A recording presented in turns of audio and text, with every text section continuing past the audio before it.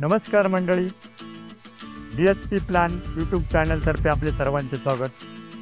मंडळी, कोकणामध्ये वार्षिक परंपरेप्रमाणे काही सण साजरे केले जातात.